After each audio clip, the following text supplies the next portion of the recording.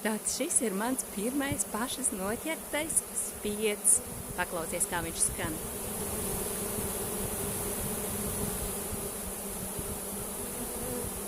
Māmu es ieliku uzreiz mazajā mājiņā, lai viņa būtu drošībā un nekur vairs neaizlidos, jo 2 zvērienos viņa no manis bēga. Pārlidoja atpakaļ uz citu ābeles zaru sākumā un pēc tam vēl mūsu projām. Pat labāk viņas pietuvītēs ēd, tur iekšā ir medus rāmis, vaskar rāmis un vēl 2 neizvilku vaski. Tā kā redzēs, kā būs. Es esmu priecīga. Tā viņi sēžas malām, dušē